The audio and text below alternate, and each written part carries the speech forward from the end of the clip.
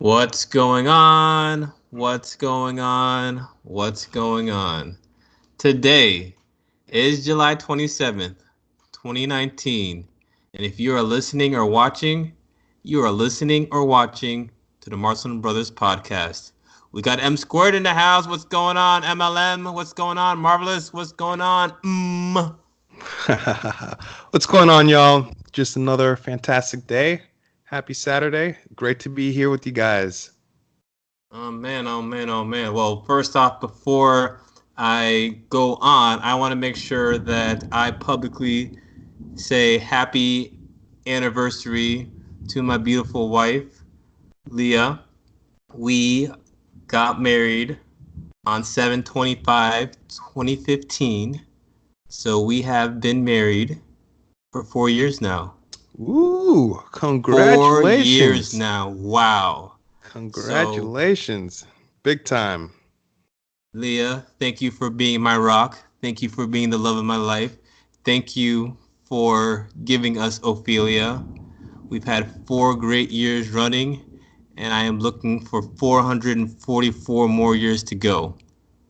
I want to make sure I give a shout out to my beautiful wife, who is the rock, who makes everything run, who's the best mother and mother could ever have to our daughter Ophelia. She is the best wife that I could ever have, and she's just the most amazing individual. So, Leah, thank you for everything that you do. Thank you for all the sacrifices that you do for our family. Thank you for being a great inspiration to our daughter.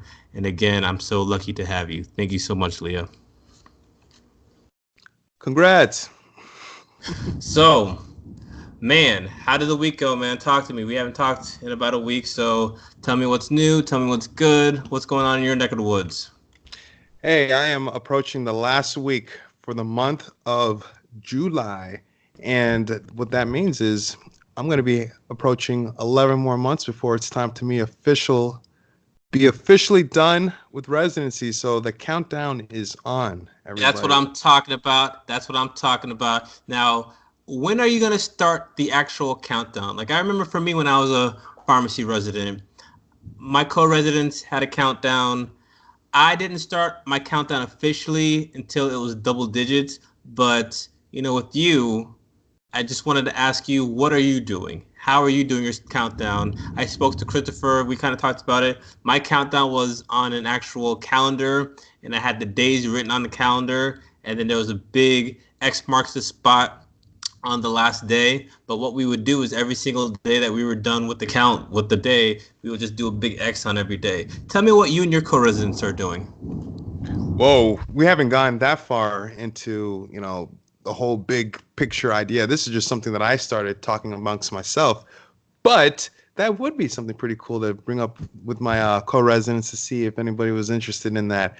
I think what I'm going to do, though, is start one of those online tickers, that just starts the countdown. I'm sure I can find something relatively simply and just do that countdown from there and then just watch it as it goes down. I probably won't really allow it to hit me until maybe 6 months or no, maybe like 4 months before it's officially Okay. time to go. But I do want to start that countdown. So let me get one of those online digital countdowns and then just have it on my computer. All right, all right, all right. Very cool, very cool. Let's see what's going on for me.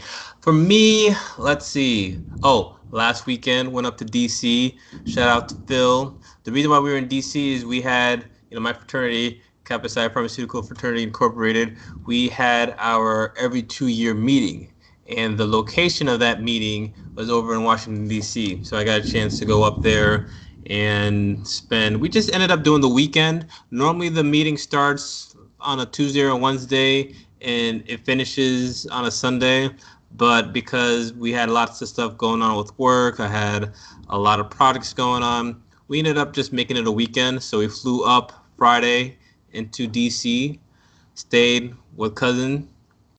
I actually got to see cousin Phil. Got to actually see Natasha. She was up there. Got to see Uncle Jato, because they were on their way to go up to a reunion and stuff just ended up happening and they weren't able to go. So I got to see that whole crew, so that was cool.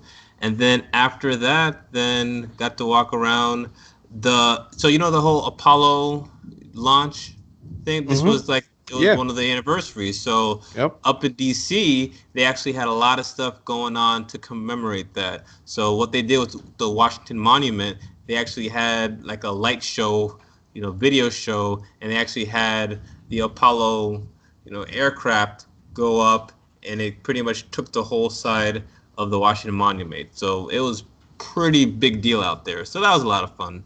DC is cool. It was hot, but lots of free stuff, lots of museums. It was a good time. It was a good time. So I can't complain about that.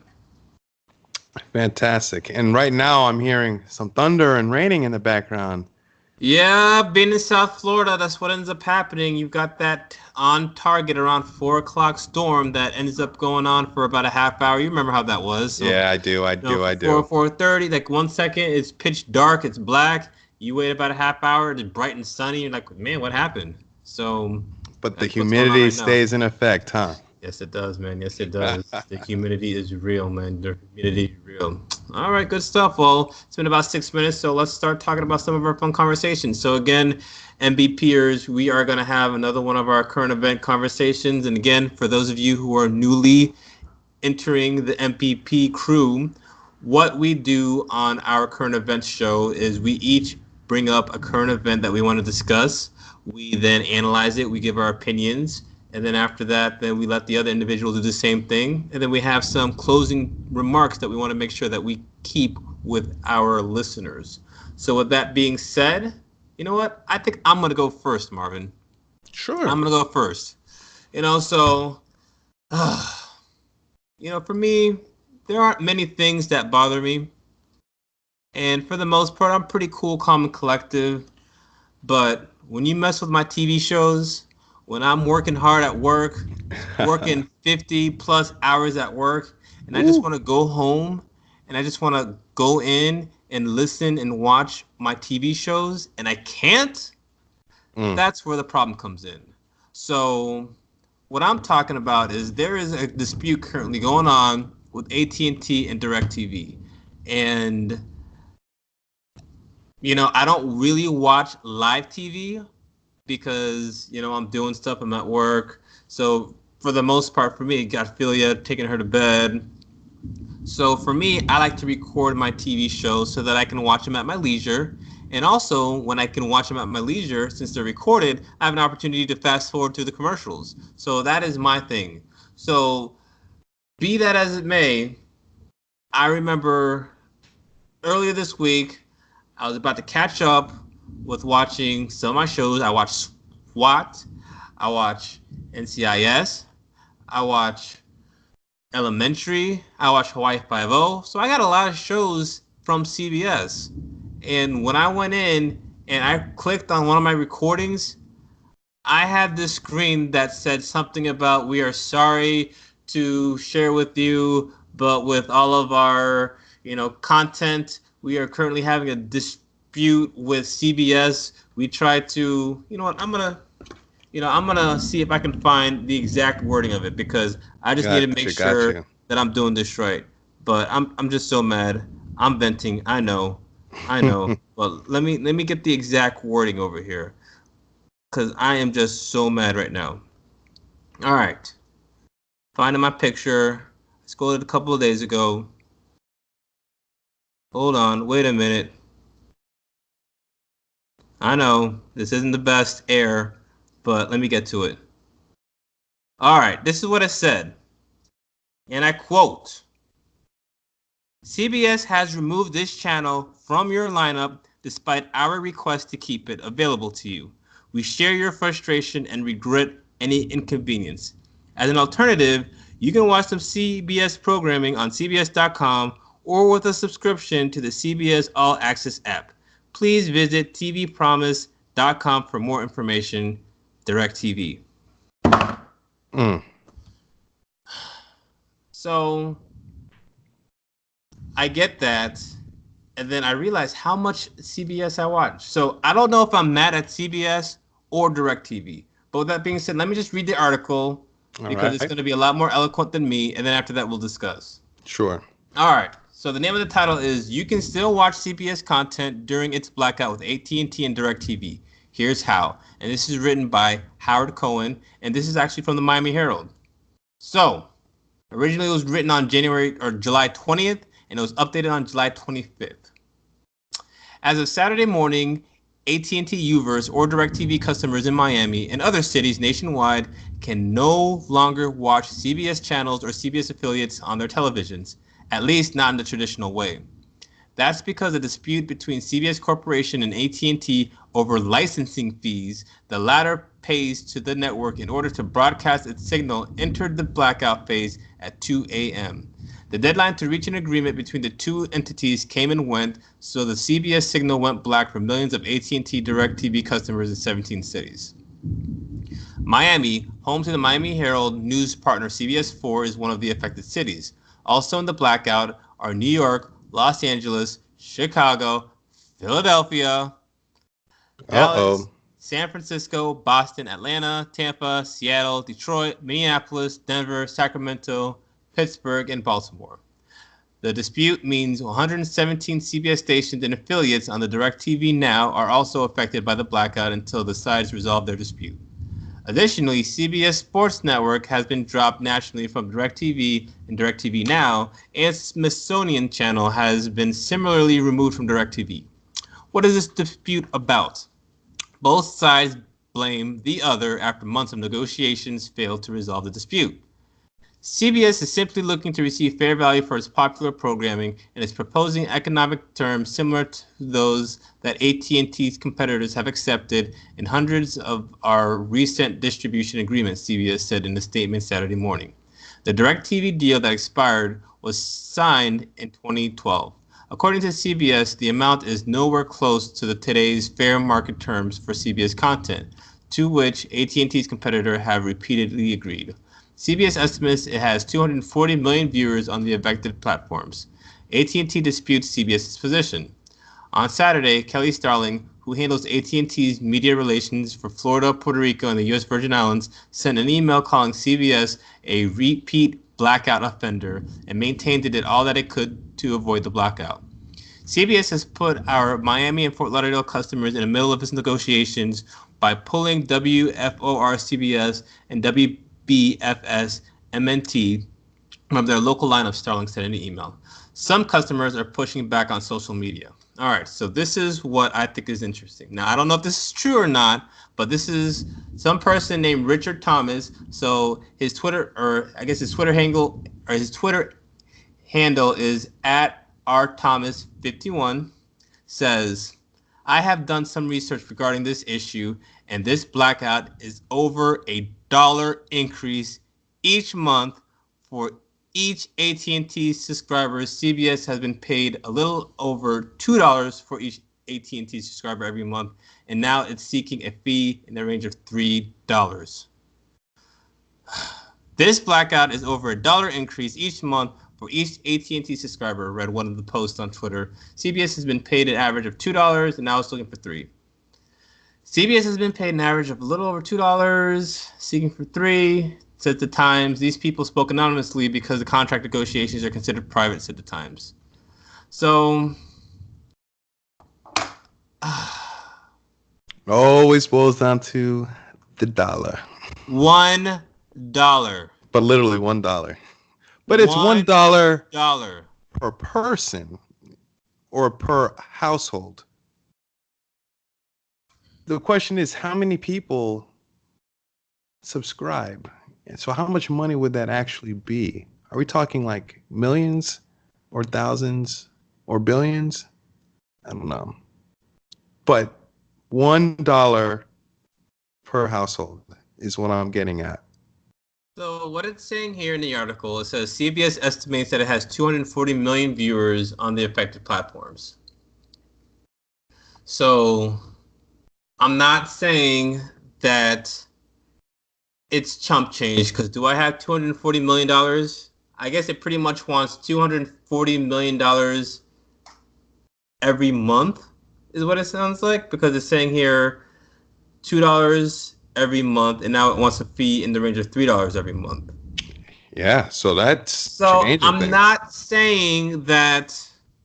Look, for All right, Marvin, as I'm talking, please tell me how much. Can you Google what the revenue of AT&T is per month, and then Google the revenue of DirecTV every month?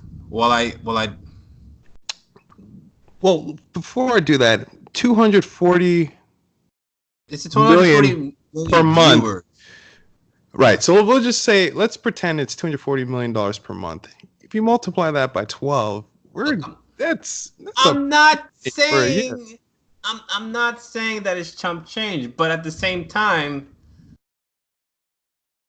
whether it's DirecTV that's got to handle it, whether it's CBS that's got to handle it, look, you are affecting me, and I am the customer, Yeah. and as the customer, I am right. Now, fortunately, I do have a fix for this, but let me continue my rant. So, Fair enough. look, at the end of the day, this dollar, if you want me to pay, like either CBS has to absorb it by not doing it, DirecTV absorbs it, or eventually it's going to go to the consumer at the end of the day. Right. So really the question is, who's going to pay the extra $12 per year?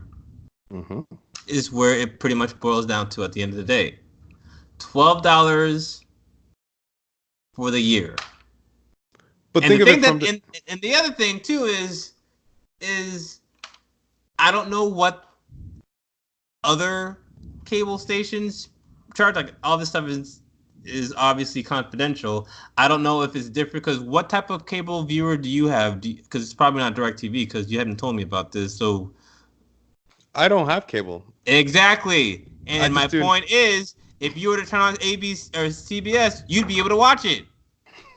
So the vast majority of people in the entire universe don't have. I don't know if that's exact, but the people who don't pay for cable get these channels for free. So you're essentially trying to get money from the people who are paying you versus the free network that you don't get any money from. So essentially, you're trying to rob Peter to pay Paul. So I'm just very, very mad at that. So, fortunately for me, though, I do have a fix. Ladies and gentlemen, he's stepping from the table to physically show what the fix is going to be.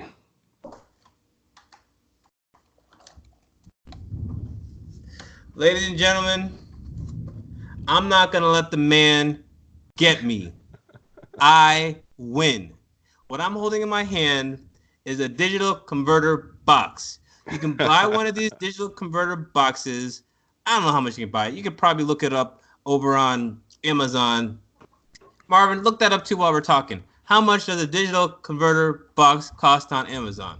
I got this a long time ago because I did not have cable for the longest, and I only had once I did get cable, I only had so many cable boxes. So what I wanted to do for the guests, I still wanted to make sure that the guests were able to watch TV, or I wanted to make sure that one of the rooms, if we wanted to put an extra TV, there would be something to watch. So I invested in one of these digital converter boxes, and what I did is I ended up trying it this week.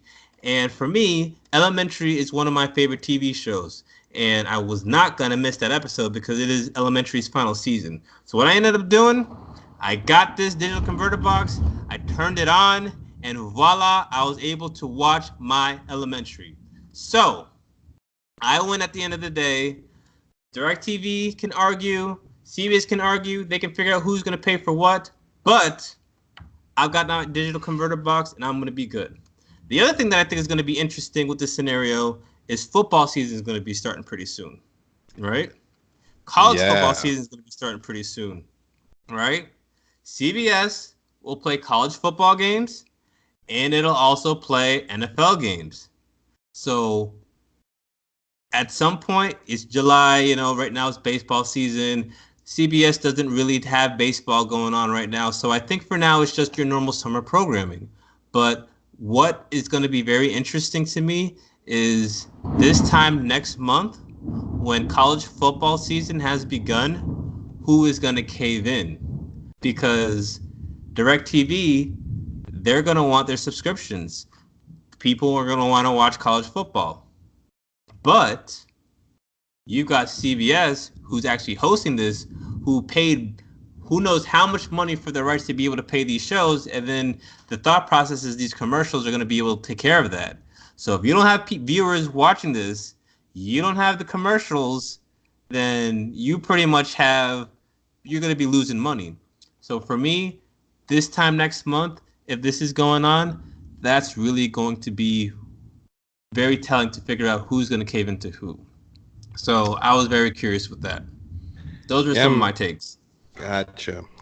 So as far as the price for a digital converter box on Amazon, I'm looking at prices ranging from around 20 to 40 bucks for that. Now, what I will say is it seems like this type of thing goes on every couple of years where the different networks are making their contracts, they're upping the ante, if you will. I was reading online that, like for example, the ACC network, they Mm-hmm. are coming out with Yeah. their own, channel, if you will, where you can watch all ACC games for all the different sports. And Mm-hmm. it seems like they're pulling out of other previous contracts that they had in order to do this. And I think this is probably something that's going to continue to go on into the future. And just because you have a certain channel now, you might not have access to that unless you start paying in the future. I know that the NBA, that was another huge thing where once the contracts for television came through, then I think that kind of trickled over to the NBA itself, and then they could have pushed for more money, et cetera, et cetera, et cetera. But uh, I totally understand the frustration there, but I think this is just the new norm where every couple of years they're going to do the same thing where the different television shows and different networks are going to be trying to renegotiate to make more money, et cetera, et cetera, et cetera. But it is really, I can't really grasp the frustration because someone like me who just watches television just using a TV tuner will get the channel for free, whereas you Mm-hmm. are paying for cable, yet you're not allowed to get it because they have some sort of this dispute. So that's really silly and annoying. Um, but if you could find a way to still record using a digital tuner and then play back at your leisure, I think that would be the ultimate win. So look, I am all for getting paid what you deserved. I'm all for that. I think for me, and yes, this is selfish, but what is the whole purpose of all this? Who generates all this money? Why do we do what we do? It's at the end of the day, it's for the viewer, it's for the consumer. So as consumers, we are the reason why people are doing what they're doing. Whether it's, watching sports, whether it's going to be watching TV, the commercials, everything is supposed to go to the viewer so that essentially the viewer pays money for a certain thing. So for me, what bothers me is that in a situation like this, in this dispute, there's nothing that I can do as a consumer. Now, again, I'm very fortunate to have this thing and I was able to watch the TV shows that I was able to do. And maybe that's what some people are going to start doing. They're going to be like, you know what, DirecTV, I don't need you. CBS, this might actually backfire on both of them because now we have a generation and we have a certain class of individuals like you who are gonna look at cutting the cord, cutting the cable, and who's gonna win with all this at the end of the day is gonna be Netflix. You know, so what's very interesting to me when we're looking at this story is that both sides are essentially fighting for $1 per person. That person may not end up wanting to watch anymore. So the amount of money that you pay for TV ads, you don't have the people that are going to be watching the TV ads. So then those individuals are going to say, well, if I don't have viewers who are going to be watching these commercials, why am I going to pay to have 45 seconds and to have this much money? So then you're going to have those individuals pull out. Well, if you have those individuals pull out, then other individuals are going to pull out, and then eventually, then you may not. You're going to have to find another creative way to be able to sell your content, and if it's not going to be the consumers based off of buying it on the commercials, then where are you going to get your money from? So this is very interesting, and depending on how people feel, this essentially like if me as an individual, hey, you know what? I haven't watched CBS for a week and a month. And you know what? My life still goes on. Hey, Right. I'm Yep. still able to get up. I still have to go to work. Maybe I don't need this TV thing. Huh. Maybe I can subsidize this with something else. And before you know it, both sides screwed themselves. So, I be very, very careful. Be very, very careful, CBS. Be very, very careful, DirecTV, because this may end up biting you at the end of the day, and both of you guys may end up losing more money than you would have gained over whatever dollar a month that you guys were trying to save, or a dollar a month that you guys are trying to get. So, all right, I've been talking for 25 minutes about this subject. Marvin, take it All away, right. man.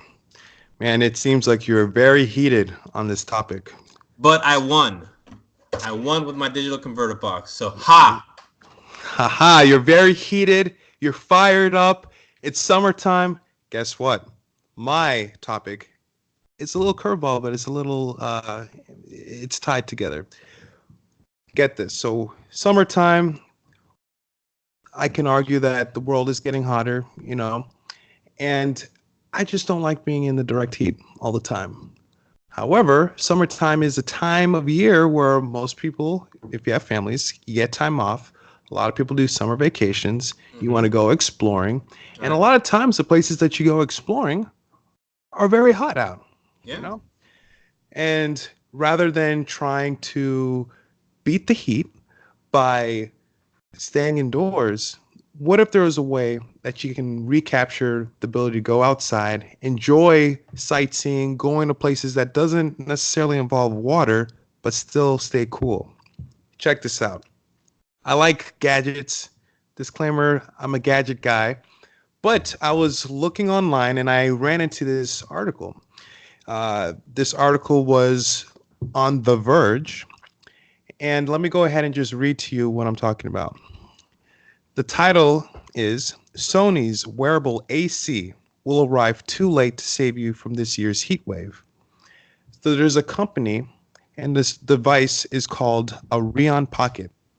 And let's talk about what this Rion Pocket. Imagine if you can walk around with your own little portable air conditioner, and you Mm. can you can wear it. It'll decrease the temperature in your body heat, so that you can, attack the elements, if you will, live your life. Yet you're not being succumbed to the intense heat. So let's delve into what this company is trying to produce. Sony has announced the Rion Pocket, a small cooling device that you can wear like a portable air conditioner.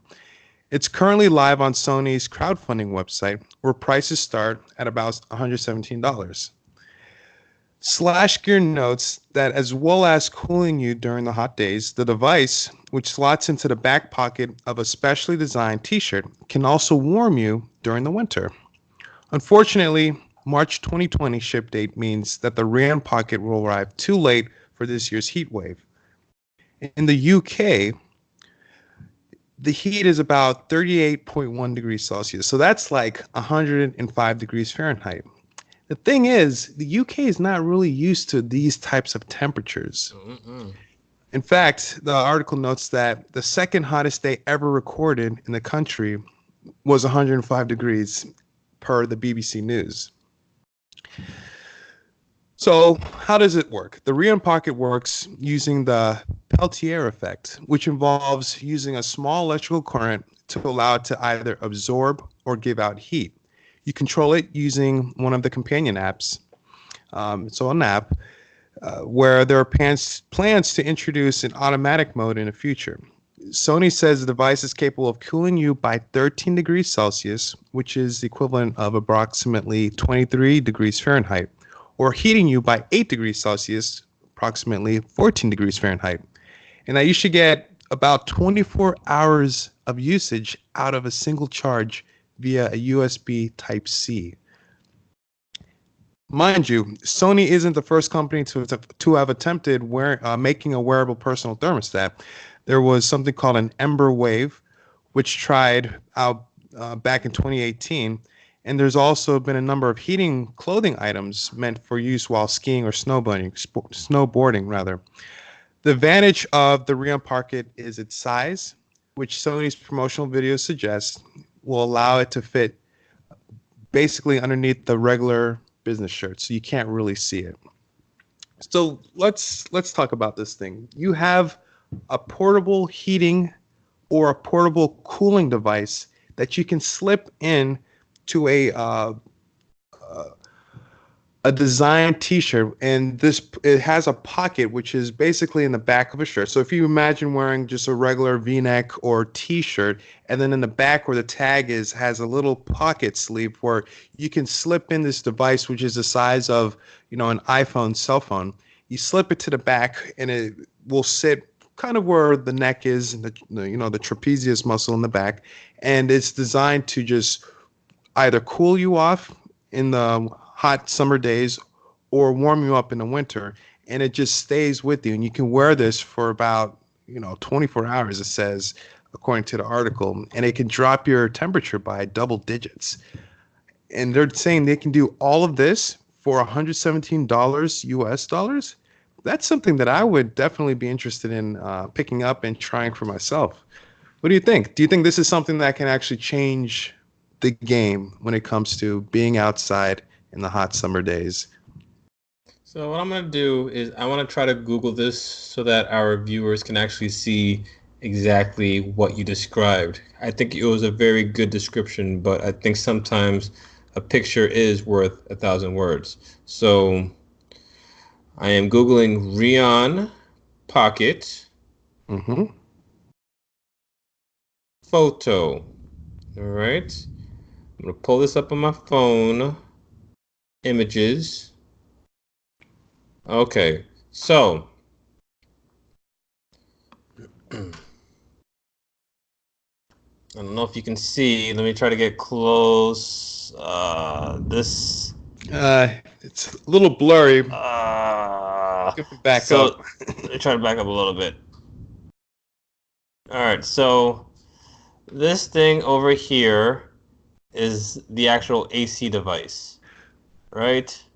Now, there's a pocket in the shirt where you would put this little AC device into the pocket.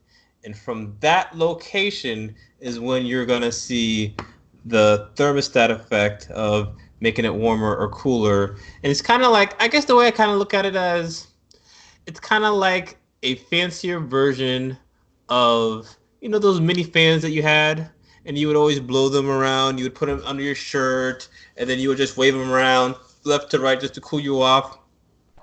Is that kind of what you imagine? But instead of having to actually move it around, it's going to be in the pocket, and it actually can get warmer if it gets too cold, and vice versa. So it's like a thermostat inside of you that can actually emit the cold and the warm weather. Right. Yep. So I don't know. I think that, I mean, there are certain days where it's just hot.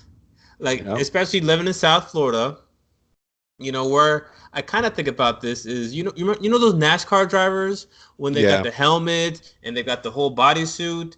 I mean, the reason why they're able to stay in that for so long is because they actually have AC that's flowing through them. So we do have things like that currently, but we don't have anything like that for just the normal everyday Joe Schmo. So would I buy it for $117? I probably wouldn't buy it for $117 being in South Florida, because what I would probably, even though I am in South Florida, because if it's too hot, I would go inside.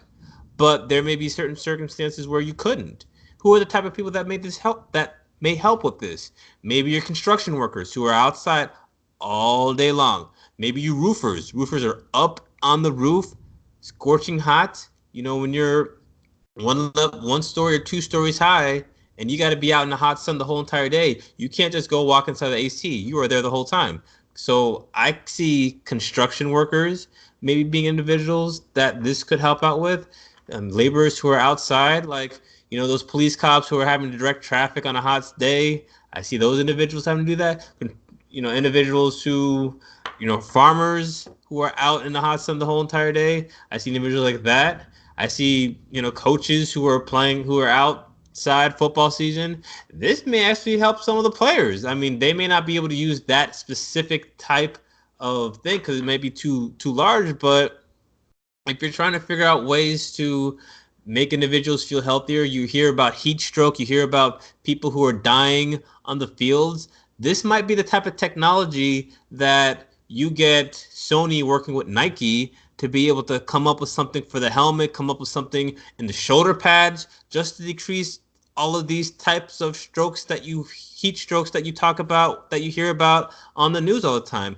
You remember Maryland where somebody died during a workout? Now, I don't know if it was because of heat exhaustion, but if you've got these big lawsuits that are coming around because coaches are not, properly conditioning, the strength and conditioning people are going way too long, this is how you combat something like that. So if I'm Sony, I am going to go to the NCAA. I'm going to the NFL and I'm saying, hey, you're talking about concussions. You're talking about, I guess concussions doesn't really, matter because this is heat. But you're talking about people who are suffering from heat stroke. You're talking about dehydration. You're talking about if the people are here to see your athletes, what can we do to make athletes stay on the court, stay on the field more? You make sure that they're hydrated and you make sure that they're cool. We have a product that can help you out with that. Mic drop, done, game over. So I think that maybe not necessarily this specific product, but if you're trying to think about, version 2.0, version 3.0, version 4.0, if you get that thing to be a little smaller, you get that thing, behind the neck, into the shoulder pad, you get that thing, on anywhere that can help circulate that air, I think you've got a really, really good product. So that's kind of what my thought is. What do you think? I'm there with you 100%. Especially I'm as an thinking athlete, tell me from your perspective as an NCAA athlete, what would you think of having something like this from that perspective? I think this is something that is very, very, very intriguing. It would be beneficial if this thing truly does work. Disclaimer, I've never worn one and I do want to try it out. Mm-hmm. Um, from an athlete's point of view, yeah, this thing is very important and can help, especially when it comes to the heat. You're referencing that University of Maryland football player who did Mm-hmm. pass out. He passed away, and they did say that it was in reference to heat. It was definitely tied to it. I don't know the specific details, but heat did play a factor. And then the vice versa is true too. Just the other day we had some people over at the house, and they're talking about up here in the Northeast. This gentleman was like, you know what? I've decided after October, I no longer will be going to football games because he used to do it in the past, and Mm-hmm. it was just way too miserable. He said he was wearing multiple layers. He's sitting down. He is a Mm-hmm. true fan. He's Mm-hmm. willing to pay money to go to these games, but he's like, I can't do it anymore. But guess what? If this thing truly does what it says it could do, it could help warm you up. So I think there are lots of uses for this. I'm a podiatrist, so now some people come to the office and they're complaining about stinky feet. Well, guess what? Where does nasty smells come from? Sweat actually doesn't have a scent. What happens Mm. though is when you sweat, it creates an environment that a lot of microorganisms flourish in. So then that wet, moist environment causes the bacteria to multiply. And what you're smelling with nasty, smelly feet is the bacteria. Guess what? If you can create some sort of device that allows your feet to be cooler, hence no longer needing to sweat, then there's no reason for those microbes to go into your feet, and now your shoes will smell nice all the time. So this concept can go, I don't know, tenfold, 20-fold. You can use so many, it can be used for so many uses if the technology is in fact what they say it is. So I'm really interested. I do like the concept of having wearable technology devices. Apple came out with the iPhone watch or the Mm-hmm. Mm-hmm. iWatch, and they said that, there is a potential where the iWatch can predict someone getting a heart attack. I don't know if that's actually true or not, but they have advertised that. But that concept, I think, is important. And I do like those notions where if you have wearable technology that can help you out as an individual, whether it's looking out for your overall health or just making life a little easier, I'm all for it. And like I said before, I do like gadgets. So this is like near and dear to my heart. So if this is true, I would go and get one because I just want it. So I was thinking about this. So I think one of the hottest football games I went to as a fan was when I went to Gainesville and I had an opportunity to watch a college football game over at the Swamp. Mhm. Now, the way that they have the Swamp set up, and it's probably very similar to some of your other collegiate areas, is that, the stadium has areas that are shaded and the stadium has areas that aren't.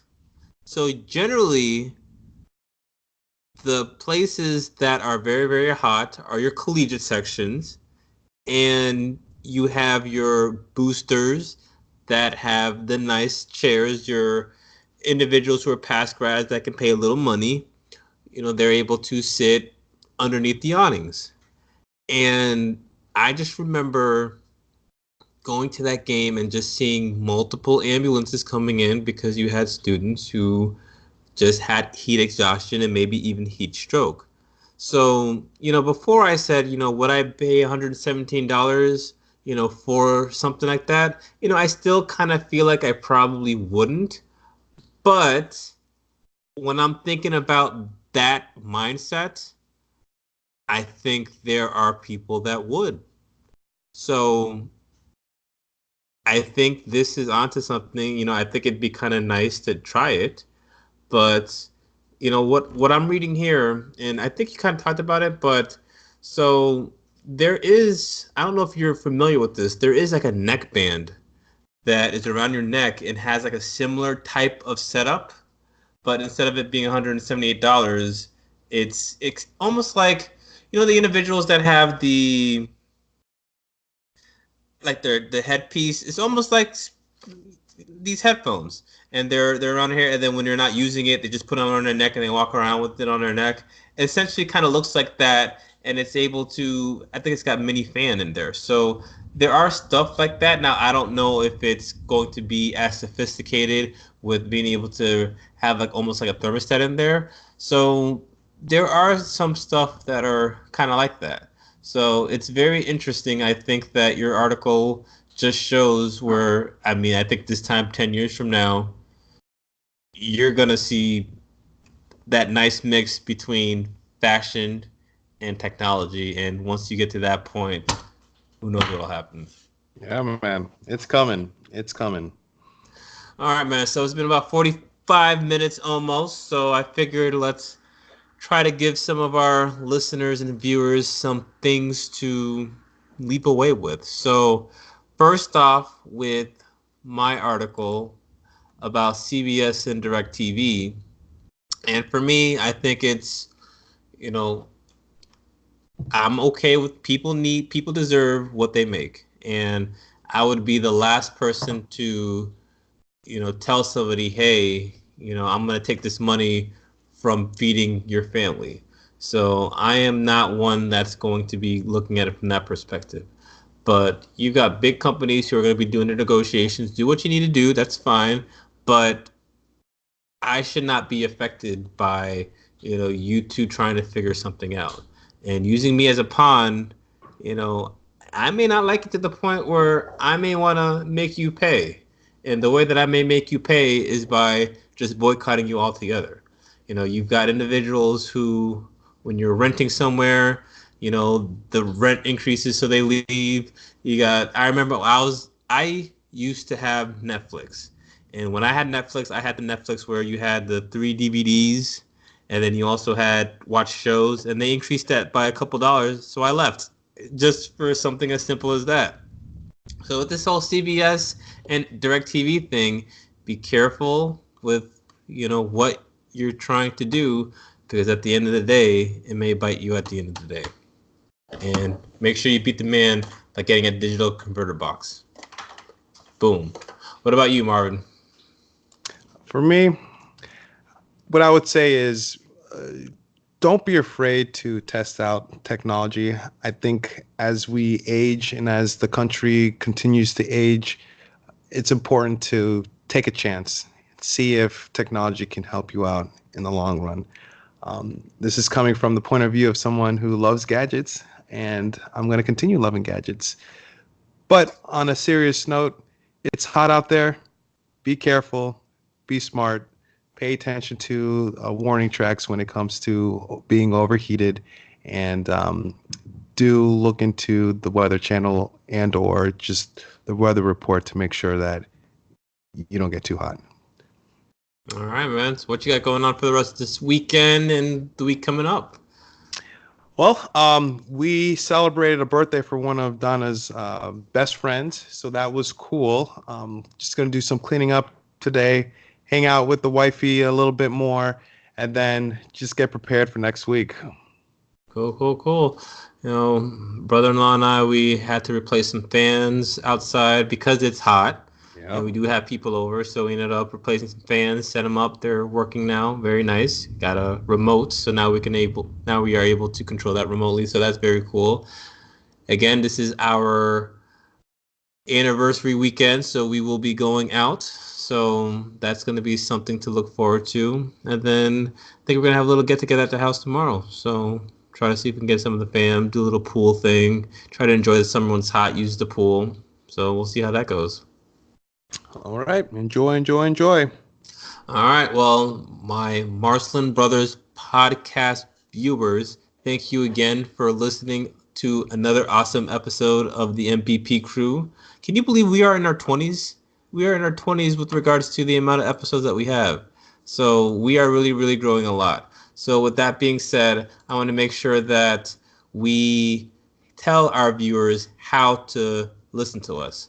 So with this episode 28, different ways that you're able to find us is you can either Google us, Marcelin Brothers Podcast. If you want to directly contact us, you can email us at marcelinbrothers@gmail.com. In addition to that, you can find us in all of your different podcast mediums. You can just look us up that way. And we also have our YouTube page. So if you want to watch us while we're doing this podcast, you have an opportunity to be able to do that by viewing our YouTube channel, which is Marcelin Brothers Podcast. I think that's good, man. All right, Marvin, take it easy. Have a good one. Stay safe. MBP crew, we're out. Talk to you later. Later.